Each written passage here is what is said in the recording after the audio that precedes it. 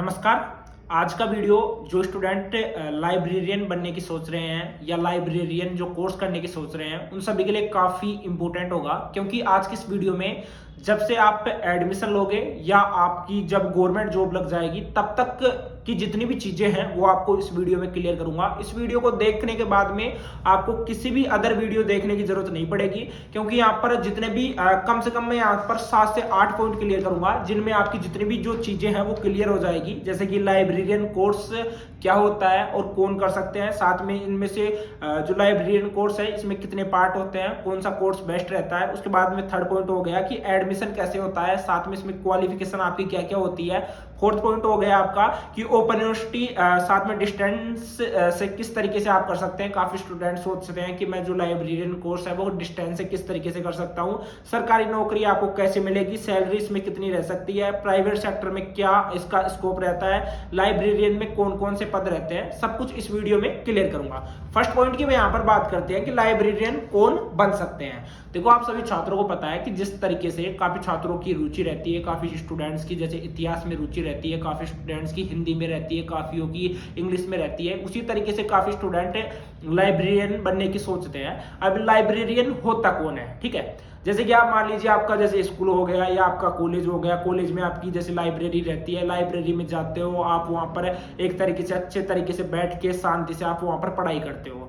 तो जो व्यक्ति वहां पर आपकी पुस्तकों का देख रेख करता है, जिन पुस्तकों के बारे में उसको पता होता है कि कौन सी पुस्तक कहाँ पर रखी है, साथ में पुस्तकों का जो रख रखाव करता है, साथ में कौन कितनी पुस्तकें एक तरीके से इश्यू करवाया है, किसने जो पुस्तकें हैं टाइम पर जमा नहीं करवाया है, वो एक तरीके से लाइब्रेरियन होता है। इसके लिए वैकेंसी भी आती है, वो खुद भी लाइब्रेरियन होने के साथ में पढ़ाई भी कर सकता है, साथ में जो गवर्नमेंट वैकेंसी आती है उनके लिए अप्लाई भी कर सकता है। किस तरीके से कर सकता है वो भी इस वीडियो में आप सभी छात्रों को क्लियर करूंगा, ठीक है। अब बात करते हैं सेकंड पॉइंट की कि कौन सा कोर्स इसमें कर सकते हैं, साथ में इसमें कौन सा कोर्स आपके लिए बेस्ट रहता है, ठीक है। लाइब्रेरियन में अभी देखो फिलहाल की मैं बात करूं तो फिलहाल आपका एडमिशन से रिलेटेड जो थर्ड पॉइंट है उसको मैं फर्स्ट में बात करूंगा, उसके बाद में नेक्स्ट पॉइंट पर मैं जाना चाहूंगा। देखो, एडमिशन से रिलेटेड मैं क्लियर कर देता हूं। अभी वीएमयू वर्धमान महावीर खुला विश्वविद्यालय कोटा, जिसके अभी एडमिशन चल रहे हैं, लास्ट डेट आपकी 31 मार्च है। तब तक अगर अप्लाई नहीं किया स्टूडेंट ने, अप्लाई कर देना। उसमें ओनली 2 कोर्स करवाए जा रहे हैं। फर्स्ट है आपका DLIS और सेकेंड है आपका BLIS। उससे पहले उसमें MLIS भी होता था और साथ में CLIS भी होता था, वो दोनों नहीं करवाए जा रहे हैं, ठीक है। तो जिन स्टूडेंट्स ने नहीं भराया फॉर्म वो जाके भर देना, लिंक मैं आपको डिस्क्रिप्शन बॉक्स में प्रोवाइड करवा दूंगा। अब देखो, उसके बाद में यहाँ पर कोर्स की बात करते हैं सेकंड पॉइंट की कि कोर्स कौन सा होता है और कौन से कोर्स आपके लिए बेस्ट रहते हैं, ठीक है। इसमें आपके 4 कोर्स होते हैं।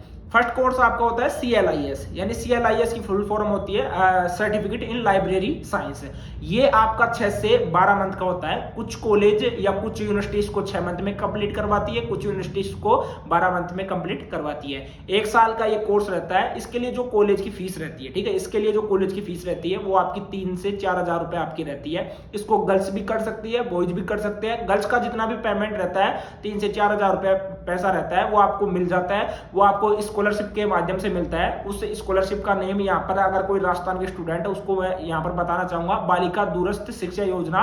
उसका आपको फॉर्म भरना पड़ता है। फॉर्म आपका तब भरेगा जब आपका स्कॉलरशिप मतलब कि स्कॉलर जो आपके नंबर रहते हैं वो आपके आ जाते हैं। उसके बाद में आप भर सकते हो। जो अदर स्टूडेंट है, मतलब कि जो बॉयज है, बॉयज आप CM स्कॉलरशिप के लिए अप्लाई कर सकते हो। आप आसानी से जो आपका पैसा है उसमें एनुअल मिलता है वो आपको मिल जाएगा, ठीक है। नेक्स्ट कोर्स आपका रहता है DLIS, जो कि डिप्लोमा इन लाइब्रेरी साइंस, ठीक है। ये कोर्स जो CLIS कोर्स है, DLIS कोर्स है, वो स्टूडेंट यहाँ पर कर पाते हैं जो 12th पास कर लेते हैं। साथ में उनकी जो परसेंटेज है मिनिमम, अगर उनकी 50% अगर परसेंटेज है तो वो इसके लिए एक तरीके से अप्लाई कर सकते हैं, वो एलिजिबल होते हैं, ठीक है। DLIS कोर्स है वो भी आपका 1 साल का होता है। इसमें जो आपकी कॉलेज फीस रहती है वो आपकी मात्र 4,000 रुपए रहती है। इसमें सेम रहता है, गर्ल्स भी कर सकती है, बॉयज भी कर सकते हैं। गर्ल्स का जो पैसा है वो रिफंड कर दिया जाता है स्कॉलरशिप के माध्यम से। नेक्स्ट कोर्स है आपका BLIS, यानी bachelor in library and information science, ठीक है। इसके लिए वो स्टूडेंट अप्लाई कर सकते हैं जिन्होंने बैचलर डिग्री किसी भी स्ट्रीम से, ठीक है, आपने 12th भी अगर किसी स्ट्रीम से की है तो आप CLIS है, DLIS है, उसके लिए अप्लाई कर पाओगे। अगर आपने जो मतलब कि ग्रेजुएशन है वो किसी भी स्ट्रीम से की है, तो आप BLIS के लिए एक तरीके से अप्लाई कर पाओगे। BLIS की जो फीस आपकी रहती है वो आपकी फीस रहती है वो कितनी रहती है, BLIS के लिए आपकी 8,000 रुपये फीस रहती है, जो आपको स्कॉलरशिप के माध्यम से वापस भी मिल जाती है। तो इसके लिए आप अप्लाई कर पाओगे। ओपन यूनिवर्सिटी भी आपको मैं क्लियर करूंगा कौन कौन सी यूनिवर्सिटी हो सकती है, साथ में इसकी जो भर्ती निकलती है उसके बारे में भी मैं क्लियर करूंगा। वीडियो को अंत तक आपको देखना है, जितने भी पॉइंट है वो मैं क्लियर करते हुए चलूंगा, ठीक है। BLIS आपका हो गया, इसमें क्वालिफिकेशन मैंने क्लियर कर दिया है कि आपकी डिग्री होनी चाहिए, बैचलर डिग्री जो भी है वो आपकी क्लियर होनी चाहिए। और ये भी 1 साल का कोर्स होता है, और इसमें आपको 4 बार ऑप्शन दिए जाते हैं। अगर आपका जैसे फर्स्ट ईयर में बैक लग जाता है तो सेकंड ईयर में क्लियर कर सकते हो, सेकंड ईयर में बैक लग जाता है थर्ड ईयर में कर सकते हो, थर्ड ईयर में भी लग जाता है तो फोर्थ ईयर में कर सकते हो। अगर फोर्थ ईयर में भी अगर आपके बैक लग रही है किसी सब्जेक्ट में, यहाँ पर 3 से 4 सब्जेक्ट रहते हैं, तो आपको डायरेक्ट फेल कर दिया जाता है। इसके बाद में जो नेक्स्ट कोर्स है वो है आपका MLIS वो स्टूडेंट कर सकते हैं। देखो फर्स्ट में क्लियर कर दूं, ये भी आपका 1 साल का कोर्स रहता है। इसके लिए जो आपकी फीस रहती है, कॉलेज फीस रहती है, वो 9,000 रुपए रहती है। ये जो कोर्स है वो स्टूडेंट कर सकते हैं जिन्होंने 12th पास कर ली है, साथ में ग्रेजुएशन है वो पास कर ली है, उसके बाद में उन्होंने BLIS कोर्स कर लिया है, तो BLIS के बाद में वो MLIS कोर्स है वो कर सकते हैं, ठीक है। कोर्स क्लियर हो गया। अब इनमें से बेस्ट कोर्स कौन सा होता है, देखो मेरे अकॉर्डिंग माय अकॉर्डिंग जो BLIS कोर्स है वो सबसे ज्यादा स्टूडेंट करते हैं, और सबसे BLIS कोर्स है वो सबसे बेस्ट आपके लिए रहता है। इसमें जो वैकेंसी है, जो सीटों की संख्या है, जो भी गवर्नमेंट भर्ती निकलती है, जैसे KVS में हो गया, और भी चीजों में हो गया, DRDO में हो गया, ठीक है, जब भर्ती निकलती है तो आपकी जो वैकेंसी की सीटें रहती है BLIS में सबसे ज्यादा रहती है। तो आपको मैं प्रीफर करूंगा कि आप BLIS कोर्स है वो कर सकते हैं, ठीक है। इनसे रिलेटेड मैंने 3 से 4 वीडियोज भी बना रखे हैं, उन वीडियोज के लिंक आपको डिस्क्रिप्शन बॉक्स में मिल जाएंगे, तो उन वीडियोज को जाकर भी आप सभी छात्र देख लेना, ठीक है। ये पॉइंट आपका क्लियर हो गया। अब इसके बाद में मैं आपको क्लियर करता हूं कि इसके लिए जो क्वालिफिकेशन है, देखो इसके लिए एडमिशन किस तरीके से होता है, साथ में क्वालिफिकेशन आपकी क्या क्या चाहिए होती है।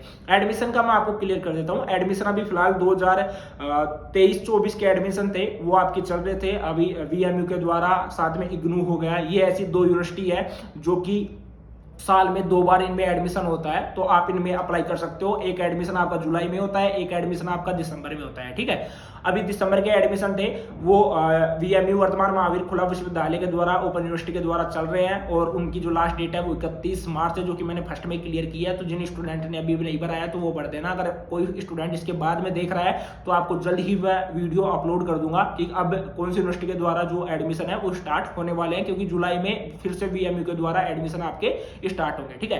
एडमिशन के लिए कुछ भी ज्यादा नहीं चाहिए होता है, इसमें मिनिमम एलिजिबिलिटी मैंने आपको क्लियर कर दिया है। 4 कोर्स है। अगर आप जैसे CLIS में अगर आप एडमिशन ले रहे हो तो आप 12th पास होनी चाहिए, DLIS में ले रहे हो तो आपकी 12th पास होनी चाहिए, मिनिमम 50% परसेंटेज के साथ में, ठीक है। उसी के बाद में अगर आप BLIS में कर रहे हो तो आपकी ग्रेजुएशन पास होनी चाहिए, 50% आपकी परसेंटेज होनी चाहिए। MLIS कर रहे हो तो आपकी 12th पास, ग्रेजुएशन पास, साथ में BLIS कोर्स है वो आपका कंप्लीट होना चाहिए। उसके बाद में आप MLIS में एडमिशन ले सकते हो, यानी MLIS को जैसे इसको DLIS को B-Lib भी आप बोल सकते हो, M-Lib भी इसको बोलते हैं, ठीक है। ये इसलिए क्लियर कर रहा हूं कि आपको कंफ्यूजन ना हो, ठीक है। उसके बाद में यहाँ पर क्वालिफिकेशन क्या होता है, क्वालिफिकेशन मैंने बिल्कुल क्लियर कर दिया है कि आपकी 12th पास हो, आपकी ग्रेजुएशन पास हो, मिनिमम 50% नंबर के साथ में, तो आपकी यही इसमें क्वालिफिकेशन है वो रहती है, ठीक है। उसके बाद में नेक्स्ट 4th पॉइंट की बात करते हैं कि इसके लिए ओपन यूनिवर्सिटी यानी डिस्टेंस से कैसे कर सकते हैं। काफी छात्रों के मन में डाउट रहता है कि डिस्टेंस से किस तरीके से कर सकते हैं, हम घर बैठे अपनी जो लाइब्रेरियन का कोर्स है वो किस तरीके से कर सकते हैं, घर बैठे एग्जाम कैसे दे सकते हैं। तो देखो डिस्टेंस से आप आसानी से कर सकते हो। इसके लिए मैं आपको 3-4 यूनिवर्सिटी बता रहा हूँ। फर्स्ट यूनिवर्सिटी होगी आपकी IGNOU, ठीक है, जो कि दिल्ली में है। IGNOU से आप कर सकते हो। सेकंड IGNOU और VMU, ठीक है, ये 2 यूनिवर्सिटी है जो आपको मैं फर्स्ट में प्रीफर करूंगा, इनसे आप कर सकते हो। इनमें साल में 2 बार आपके एडमिशन होते हैं, एक तो आपका दिसंबर में होता है, एक आपका जुलाई में होता है, तो इन यूनिवर्सिटी से आप कर सकते हो। नेक्स्ट जो यूनिवर्सिटी है वो आपकी जैसे जयपुर की बात करें तो मणिपाल यूनिवर्सिटी हो गई, अपेक्स यूनिवर्सिटी हो गई, और उसके बाद में और जो अदर यूनिवर्सिटीज है, जो बेस्ट यूनिवर्सिटीज है, उनकी लिस्ट मैं आपको टेलीग्राम पर प्रोवाइड करवा दूंगा। टेलीग्राम को जाकर आप सभी छात्र ज्वाइन कर लेना, ठीक है। ये चीज आपकी क्लियर हो गई। अब उसके बाद में बेस्ट यूनिवर्सिटी मैंने आपको क्लियर कर दी है, VMU और IGNOU, इनसे आप जो लाइब्रेरियन कोर्स है वो आप कर सकते हो। अब बात करते हैं फिफ्थ पॉइंट की, यानी कि पांचवा पॉइंट है कि सरकारी नौकरी इसमें कैसे मिलेगी और सैलरी कितनी रहेगी। देखो सैलरी से रिलेटेड और साथ में सरकारी नौकरी से रिलेटेड मैं क्लियर कर देता हूं। इसमें जो जॉब अपॉर्चुनिटीज रहती है गवर्नमेंट जॉब की मैं बात कर रहा हूं, वो कौन कौन से फील्ड में या कौन कौन सी जो वैकेंसी है वो निकलती है। देखो सबसे पहले आपका स्टेट एग्जाम में भी आपकी इसकी वैकेंसी निकलती है, फर्स्ट ग्रेड की, सेकंड ग्रेड की, थर्ड ग्रेड की। अब देखो फर्स्ट ग्रेड में एलिजिबिलिटी क्या रहती है, सैलरी क्या रहती है, वो मैं क्लियर कर देता हूं। फर्स्ट ग्रेड का मैं आपको क्लियर कर देता हूं। फर्स्ट ग्रेड में देखो आपकी जो सैलरी रहती है, उससे पहले मैं आपको थर्ड ग्रेड का मैं पहले क्लियर कर रहा हूं, फर्स्ट ग्रेड का मैं आपको लास्ट में क्लियर करूंगा। थर्ड ग्रेड के लिए जो आपकी एलिजिबिलिटी रहती है वो आपकी रहती है डिग्री एंड डिप्लोमा, ठीक है। साथ में इसमें सैलरी रहती है वो आपकी मिनिमम 30,000 से लेकर 40,000 रुपए तक रहती है। सेकंड ग्रेड की यहाँ पर बात करें तो सेकंड ग्रेड में जो आपकी एलिजिबिलिटी रहती है वो आपकी BLIS यानी bachelor in library and information science का आपके पास में डिप्लोमा होना चाहिए। उसी के साथ में आपकी ग्रेजुएशन कंप्लीट होनी चाहिए और आपका जो DLIS है वो आपका होना चाहिए। इसके लिए जो सैलरी रहती है सेकंड ग्रेड के लिए वो आपकी 45,000 से लेकर 60,000 तक आपकी रहती है। उसी के बाद में यहाँ पर बात करें फर्स्ट ग्रेड की भर्ती के लिए, फर्स्ट ग्रेड की भर्ती के लिए आपकी जो एलिजिबिलिटी है वो आपकी MLIS होती है। अगर जिन स्टूडेंट ने MLIS कर रखा है, BLIS कर रखा है, वो स्टूडेंट इसके लिए एलिजिबल रहते हैं। साथ में इसमें जो सैलरी रहती है वो आपकी 60,000 से लेकर 80,000 के तकरीबन आपकी रहती है, ठीक है। ये आपकी हो गई कि इसमें कौन कौन से ग्रेड में कितनी सैलरी रहती है, कितना पे ग्रेड रहता है और कौन सी भर्ती के लिए कितनी एलिजिबिलिटी आपकी चाहिए होती है, कौन से ग्रेड के लिए कितनी एलिजिबिलिटी आपकी चाहिए होती है, ये क्लियर हो गया। अब आपके कौन कौन से फील्ड में आपकी इसके लिए वैकेंसी निकलती है। फर्स्ट तो आपकी निकलती है स्टेट एग्जाम में, ठीक है। जैसे राजस्थान हो गया, राजस्थान में लाइब्रेरियन भर्ती आपकी निकलती है तो उसके लिए आप अप्लाई कर पाते हो। केंद्र की बात करें तो KVS में यानी केंद्रीय विद्यालय संगठन में भी जो आपकी भर्ती है लाइब्रेरियन की वो आपकी निकलती है। थर्ड है आपकी NVS यानी नवोदय विद्यालय समिति में भी इसके लिए भर्ती निकलती है। फोर्थ है आपकी DSSB और फिफ्थ है आपकी DRDO, ठीक है। यानी DSSB और DRDO इनमें भी आपकी लाइब्रेरियन भर्ती है वो आपकी निकलती है।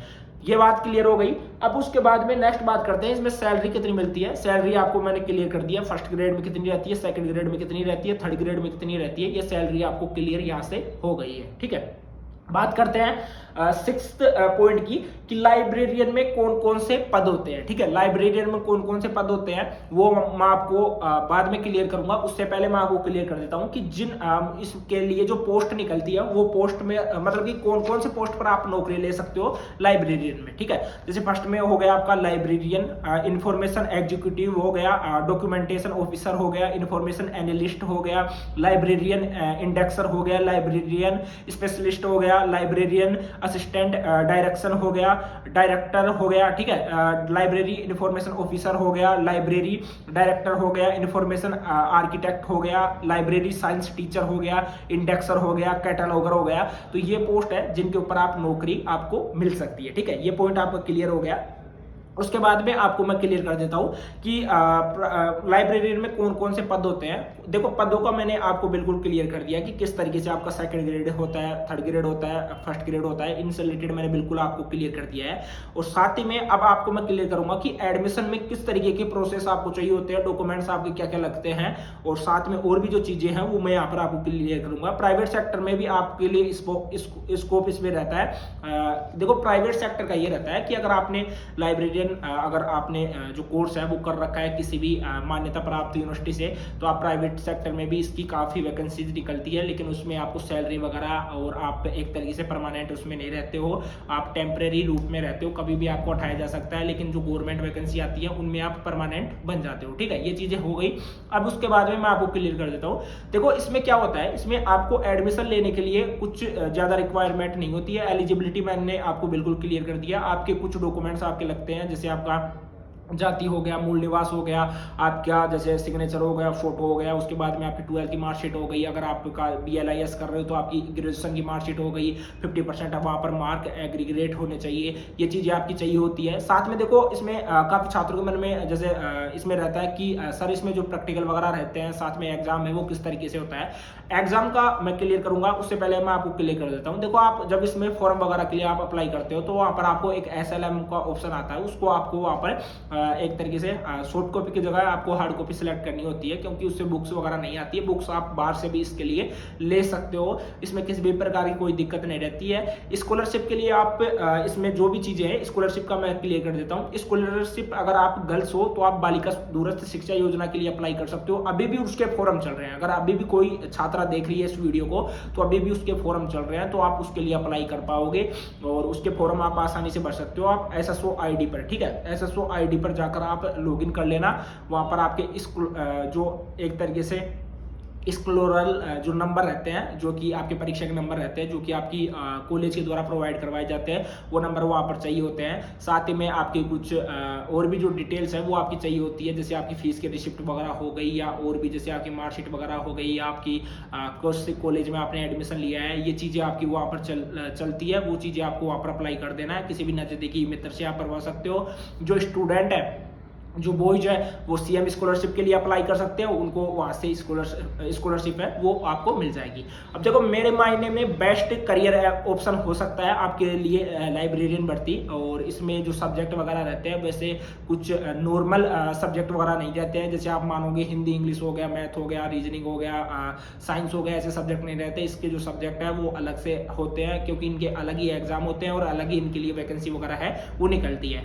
बाकी मैं आपसे आशा करता हूं, आई होप जो चीज़ें मैंने यहाँ पर क्लियर करी है वो आपके लिए काफ़ी फायदेमंद रही होगी, क्योंकि जितनी भी चीज़ें हैं वो मैंने एक एक पॉइंट यहाँ पर मैंने आप सभी छात्रों को क्लियर कर दिया है। प्रैक्टिकल वगैरह आपके होते हैं, जैसे कि आपको रीजनल सेंटर आपको बांट दिए जाते हैं, उन रीजनल सेंटर में ही आपके जो प्रैक्टिकल है वो कंडक्ट होते हैं। तो आज की इस वीडियो में इतना ही, मिलते हैं नेक्स्ट वीडियो में, तब तक के लिए बाय।